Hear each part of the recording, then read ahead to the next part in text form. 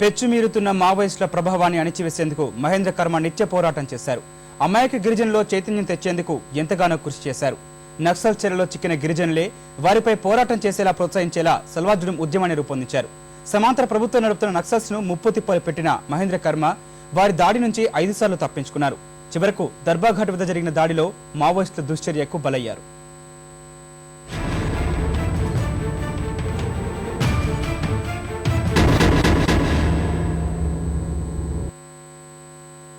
ఆదివాసీ నాయకుడు, సల్వాజుడం వ్యవస్థాపకుడిగా, బస్తర్ టైగర్ గా మహేంద్ర కర్మ ప్రసిద్ధి చెందారు. నక్సల్స్ ప్రభావిత ప్రాంతాల్లో ఒకటైన ఛత్తీస్గఢ్ దంతేవాడ జిల్లా అంబేలిలోని ఓ వ్యవసాయ కుటుంబంలో జన్మించారు. కాంగ్రెస్ పార్టీలో ప్రముఖ ఆదివాసీ నాయకుడైన ఈయనకు ఓ కుమారుడు ఉన్నాడు. 2000-2004 మధ్య అజిత్ జోగి నేతృత్వంలోని కాంగ్రెస్ ప్రభుత్వంలో పరిశ్రమల శాఖ మంత్రిగా పనిచేశారు. గిరిజన ప్రాంతాల్లో మావోయిస్టుల అరాచకాలను అడ్డుకోవాలన్న ఆలోచనతో ఉన్న మహేంద్ర కర్మ గిరిజన యువతను ఆ దిశగా నడిపించాలని సంకల్పించారు. మావోయిస్టుల సిద్ధాంతాలను తీవ్రంగా వ్యతిరేకిస్తూ నక్సల్స్ తో ప్రత్యక్ష పోరుకు సల్వాజుడం శాంతియాత్రను 2005లో దంతెవాడలో ప్రారంభించారు.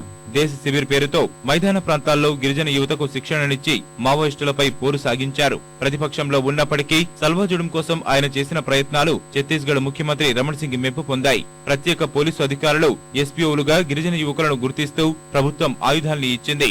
ఇదే మావోయిస్టులకు కంటగింపుగా మారింది.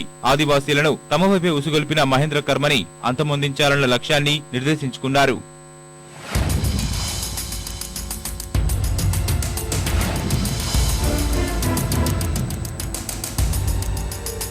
అతి కొద్ది కాలంలోనే సల్వాజుడం ఉద్యమం దంతేవాడ, సుకుమా జిల్లాలకు విస్తరించింది.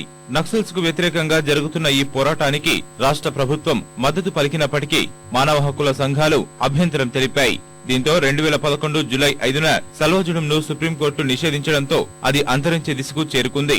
గత నవంబర్లో మందుపాత్ర పేల్చినప్పటికీ ఆయన బతికి బయటపడ్డారు. ఆ ఘటనలో 2 పోలీసులు, ఆయన డ్రైవర్ చనిపోయారు. మొత్తం 5 సార్లు జరిగిన దాడుల్లో మహేంద్ర కర్మ బయటపడ్డప్పటికీ ఈసారి మావోయిస్టుల పక్కా ప్రణాళిక నుంచి తప్పించుకోలేకపోయారు.